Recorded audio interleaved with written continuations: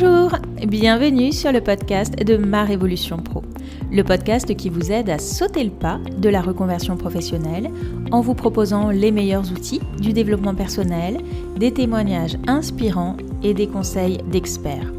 Je suis Clarence Mirkovic, psychopraticienne, coach professionnelle et consultante en bilan de compétences. Si vous êtes à la recherche de votre nouvelle voie professionnelle, je vous invite à télécharger gratuitement votre livret d'exercices pour vous poser les bonnes questions. Vous trouverez le lien dans la description de cet épisode. Je vous laisse à présent avec mon invité du jour et je vous souhaite une très belle écoute. Bonjour Gaëlle. Bonjour Clarence. Merci beaucoup d'avoir accepté mon invitation sur ce podcast. Est-ce que tu peux commencer par te présenter et nous raconter ton propre parcours de reconversion ? Avec plaisir. Alors, je vais commencer par qui je suis aujourd'hui. Je suis Gaëlle Ferrand, je suis donc coach professionnel et je suis spécialiste de l'alignement individuel et collectif. Ça veut dire être aligné soit avec soi et soit avec les autres. J'interviens dans les moments clés de vie professionnelle et ce que j'aime vraiment, c'est faire des accompagnements sur mesure. J'ai 3 types d'activités: le bilan de compétences, le coaching individuel pour tout ce qui est prise de poste, challenge à relever, posture de manager, rééquilibrage, et le coaching collectif qui est donc plutôt s'aligner les uns avec les autres pour mieux collaborer et communiquer. Voilà, j'aime ces 3 aspects de mon activité. Et ce que je peux partager d'autre de moi, peut-être, c'est que j'aime la diversité, le partage, que j'adore découvrir le monde et les autres, et que j'aime me former et mettre du sens dans ce que je fais. Je suis aussi quelqu'un qui cherche en permanence l'équilibre et l'harmonie dans ma vie. Voilà, pour en dire quelques mots. Mais alors, tu n'as pas toujours fait ça, hein. C'est une reconversion également que tu as fait il y a quelques années. Qu'est-ce que tu as fait auparavant ? Oui, c'est pas du tout ma première vie professionnelle et je vais peut-être faire un retour en arrière pour reparler un peu de mon parcours parce qu'il y a un fil rouge qui s'en dégage. J'ai fait une école de commerce avec pas énormément de conviction pour ce que j'entreprenais. Et puis j'ai été du coup manager en marketing et communication pendant plusieurs années. J'ai aimé ce que j'ai fait. Et puis, au gré de mes mobilités géographiques, parce que j'ai pas mal déménagé, j'ai commencé un peu à adapter mon métier aux endroits où j'étais, donc en le transformant déjà un peu. Je suis devenue formatrice, consultante, suivant où j'ai été. Et puis ensuite, j'ai habité vraiment dans un pays très différent, qui est l'Éthiopie. Et là, j'ai élargi un peu plus le champ. Voilà, j'ai collaboré avec une association de l'ONU, de femmes de l'ONU, avec l'Alliance française. J'ai accompagné des jeunes. Donc, je me suis rendu compte qu'on pouvait déjà élargir plus son champ d'action, ses compétences et aller découvrir des choses nouvelles. Ensuite, j'ai habité le Maroc. Là, j'ai refait un peu du consulting. Mais tout ça commençait à vraiment, j'allais dire, avancer dans ma tête. Et puis, ce n'était pas prévu. Je suis rentrée plus vite que prévu du Maroc. Et là, je me suis dit, ouf, si je prenais une pause, que je prenais un peu de recul. Et pour ça, je me suis fait accompagner. Et c'est vraiment ça qui a été le déclic, moi, de ma reconversion, c'est de prendre cette décision de ne pas rester seule avec mes questions et de me faire accompagner.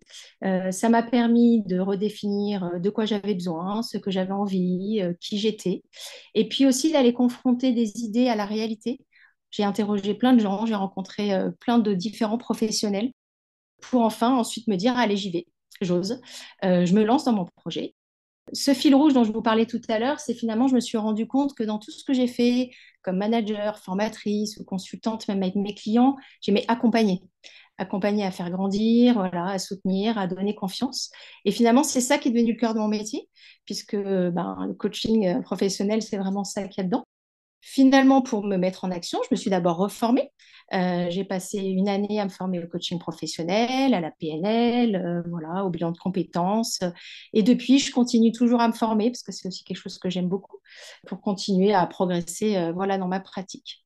Et j'ai rencontré plein de gens super pendant ces moments-là, élargi pas mal de mes sphères et notamment, c'est là que Clarence, on s'est rencontrés dans ce moment-là de vie. Voilà. On s'est formés ensemble au coaching et dans tes nombreuses formations que tu as faites, tu t'es formé notamment à un outil qui s'appelle le MBTI. Et c'est donc le pourquoi je t'ai invité aujourd'hui sur ce podcast pour que tu puisses nous en parler. Qu'est-ce que c'est précisément ce fameux MBTI ? Alors, le MBTI, c'est finalement un outil qui permet de mieux se connaître. Je dirais ça d'abord. C'est un outil qui va vous inviter à identifier vos préférences de fonctionnement. Voilà, c'est vraiment ça. Il est aussi issu de la pensée de Carl Jung, qui est un psychanalyste suisse et qui a une vision très constructive et très positive du développement humain. Voilà, c'est ça qui me plaît là-dedans. Et puis ensuite, Myers and Briggs, du nom de l'outil, du coup, c'est une mère et une fille qui se sont intéressées à cette pensée et qui ont voulu en faire un outil utilisable par tout le monde, d'aide à la connaissance de soi et à la connaissance des autres.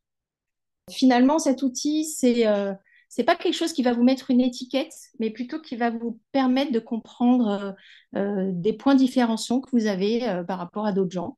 Donc, il n'y a pas de bon ou de mauvais type. Il n'y a pas non plus quelque chose qui est immuable, puisqu'on va aller chercher des choses innées, mais ensuite, on peut se développer autour de ça. Pour peut-être illustrer ça, j'ai pensé peut-être à vous faire un petit exercice, et si Clarence veut bien le faire pour être un peu notre cobaye.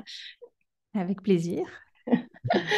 Donc, l'idée, c'est d'aller chercher ses préférences de fonctionnement. Du coup, je vais te demander d'écrire ton nom sur une feuille, voilà, Ok.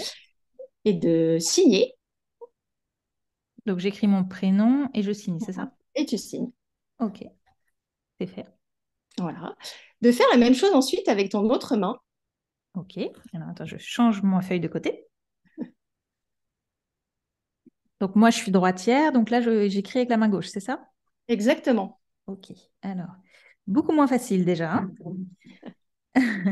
Alors, je suis beaucoup plus lente. Hop. Mais je vois que j'ai progressé depuis que je suis petite, puisque j'ai réussi à écrire mon prénom de la main gauche. Ok.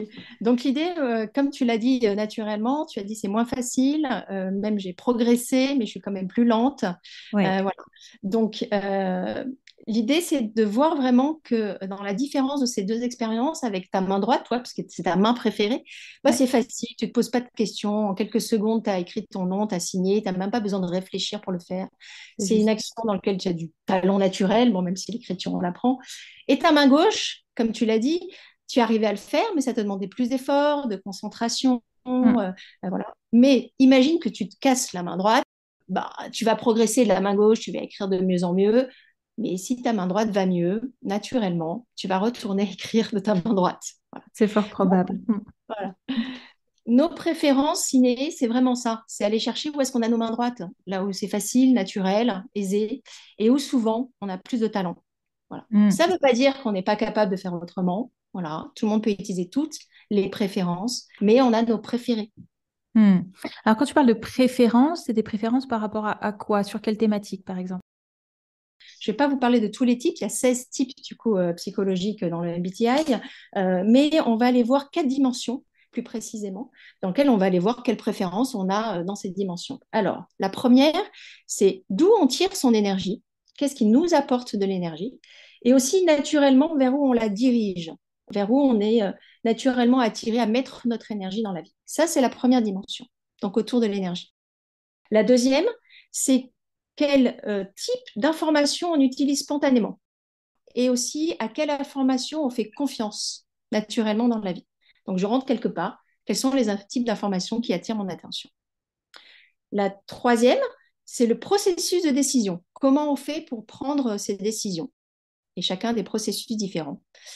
La dernière, c'est comment on aborde le monde qui nous entoure, c'est-à-dire comment on s'organise un peu avec le temps, la planification autour de soi. Avec ces 4 dimensions, on va donc avoir à chaque fois 2 préférences différentes par dimension. Et donc, l'idée va être d'établir quelles sont ces préférences pour chacun. Donc, quand tu parlais qu'il y a 16 types, en fait, c'est une combinaison à chaque fois de ces 4 préférences, sachant qu'il y a 2 polarités à chaque fois. Exactement, c'est Ah, ça. ok. On va avoir sur ces 4 domaines une préférence à chaque fois. Et donc, on va avoir un type qui sera du coup représenté par 4 lettres qui représentent ces 4 dimensions. Et donc, il y a 8 préférences différentes. Et donc, finalement, 16 types possibles de préférences de fonctionnement. Hmm. Du coup, on a un profil qui est défini par 4 lettres, hein, c'est ça? Tout à Et fait. donc, quel est l'intérêt de définir son profil MBTI et notamment quand on est en reconversion professionnelle? Alors, l'intérêt, c'est de mieux se connaître, de prendre conscience justement de ces endroits où on est à l'aise, où ça nous correspond. Et en reconversion, ça nous permet d'identifier soit des éléments que l'on fait dans sa vie professionnelle actuelle et de voir pourquoi on n'est pas aligné. Je ne suis pas du tout dans ma préférence en fait là-dessus. Donc c'est difficile pour moi, je mets beaucoup d'efforts, peut-être parfois ça va m'épuiser. Et puis on va aller voir aussi dans des types de missions, dans des métiers, dans des environnements qui sont favorables pour nous par rapport à ces préférences de fonctionnement et donc des idées de qu'est-ce qu'on pourrait mettre et quels qui seraient des leviers de motivation dans notre future vie professionnelle. Est-ce que tu aurais un exemple? Alors évidemment, tu ne vas pas détailler les 16 profils, ça serait beaucoup trop long et fastidieux, mais est-ce que tu pourrais nous partager un exemple sur un profil en particulier pour illustrer en fait ton propos? Ouais. Alors peut-être ce que je vais faire, c'est que je vais vous parler des différences sur chacun des types, peut-être l'exemple de d'où on tire son énergie. Il y a deux préférences, une préférence qui est l'extraversion, qui ne veut pas dire être extraverti, et une préférence qui est l'introversion. Et donc l'idée, c'est de voir si on tire plutôt son énergie de l'extérieur, on va aimer travailler en groupe, échanger, co-construire plutôt dans son travail. Alors que si on est de préférence introversion, on va avoir besoin d'avoir des moments où on est beaucoup en concentration, en réflexion sur soi-même et possiblement avoir des moments, du coup, dans un métier où on a des moments où on réfléchit seul, où on construit seul, ou alors être dans des rapports plus individuels. Voilà. Donc, à partir de ces préférences, on va voir finalement dans une situation concrète de métier, qu'est-ce qui nous convient mieux. Voilà l'exemple qu'il pourrait donner. Ok, super. Comment on le passe ce test? Est-ce que n'importe qui peut aller sur un site internet dédié et le passer en ligne ou faut être forcément accompagné? Alors, l'idée, c'est que dans le MBTI, il y a un prérequis qui est dit que c'est vous l'expert de vous-même. Et donc, l'idée, c'est pas d'aller juste faire un test et d'avoir un résultat donc, qui vous a dit, c'est ça, votre résultat. Et la démarche est un petit peu différente. Donc, l'idée, c'est de trouver quelqu'un qui est en effet formé et certifié au MBTI et qui va en effet vous envoyer un questionnaire à passer, mais qui ensuite, dans un entretien, va d'abord vous poser des questions pour vous auto-positionner, sans regarder finalement les résultats du questionnaire. Le questionnaire va simplement aider dans une deuxième partie à vérifier, tiens, oui, ça confirme ce que je pensais, ou tiens, il y a des différences, en quoi il y a ces différences. Et finalement, à la fin de l'entretien, la personne va vraiment valider son type, c'est-à-dire dire, si, je me reconnais là, voilà le type dans lequel je me reconnais, et je le valide. Donc, on n'est pas seul, en tout cas, face au questionnaire. Et puis, c'est pas le questionnaire qui a le dernier mot, mais ça aide la personne à se positionner, c'est ça? C'est exactement ça. Ouais. Et en tout cas, moi, c'est ce que je conseille, c'est de se faire accompagner, comme je vous disais, c'est ça le process complet du MBTI. Et donc, de ne pas être seul et aussi d'avoir, comme tu l'as dit, finalement, le dernier mot sur qui on est. Hmm. Comment on peut en savoir plus? Est-ce que tu as des ressources à nous partager sur cet outil? Alors, il y a beaucoup de ressources malheureusement que en anglais, mais j'ai quand même cherché quelques éléments. D'abord, il y a des choses qui peuvent vous éclairer sur un peu la vision de Carl Jung. Alors, Carl Jung lui-même a écrit des livres, mais qui ne sont pas toujours très accessibles, mais très intéressants. Il y a Frédéric Lenoir qui a écrit un livre qui s'appelle Un voyage vers soi, il y a peu de temps, qui explique cette pensée de Carl Jung, donc c'est intéressant. Il y a Jean de Montbourquette aussi, qui a écrit des choses sur la lumière et l'ombre, qui sont aussi proches de ces concepts du MBTI. Et si vous voulez plutôt des infos pratico-pratiques, j'allais dire, sur ces types de personnalités, vous avez des choses sur le site de themeyorswings.com, tout simplement, où il y a des descriptifs de chacune des personnalités, de ce qu'il y a dedans, voilà, de ce qu'on va pouvoir trouver si on décide de passer le MBTI. Voilà. Donc ça, c'est plus pratico-pratique. Super. Alors, tu accompagnes toi aussi les gens en reconversion dans le cadre d'un bilan de compétences. Quels sont tes meilleurs conseils quand on souhaite se reconvertir et qu'on se questionne? Alors, peut-être le meilleur conseil qui vient et de mon expérience personnelle et des gens que j'accompagne aujourd'hui, c'est de ne pas rester seul. Voilà, avec ces questionnements qui peuvent être un peu en boucle, ou avec cette idée parfois qu'on est un peu dans le brouillard sur ce qu'on veut, ou alors avec des milliers d'idées, mais on ne sait pas trop quoi en faire. Donc, là, moi, vraiment, mon conseil, c'est ne restez pas seul. Idéalement, faites-vous accompagner, voilà, dans cette démarche par un professionnel et quelqu'un qui va vous aider, pas à vous dire c'est ça et ça la solution, mais qui va vous aider à la définir vous-même, voilà, à la construire vraiment pour se sentir finalement en confiance et surtout aller dans l'action.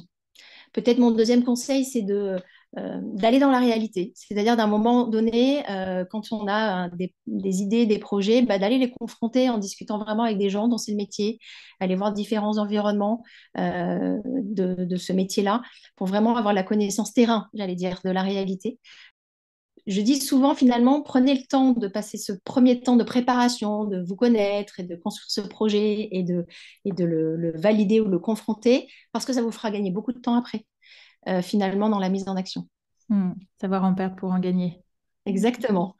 C'est pas facile à faire, mais tellement, tellement utile. Est-ce qu'il y a une dernière chose que tu souhaites ajouter avant qu'on se quitte? Peut-être que ce que je pourrais dire, c'est cette idée vraiment de passer du temps pour en gagner après. Voilà, je trouve que par expérience, ça fait gagner en fluidité, en clarté ensuite dans la mise en action. Et ça permet aussi de moins se tromper. Voilà. C'est aussi d'utiliser des ressources, comme écouter ton podcast. Je trouve que c'est vraiment chouette. Il y a pas mal de choses à disposition aujourd'hui pour déjà avancer dans ce processus de reconversion. Voilà. Donc, en fait, c'est finalement ne restez pas seul. Je crois que c'est toujours ça mon conseil.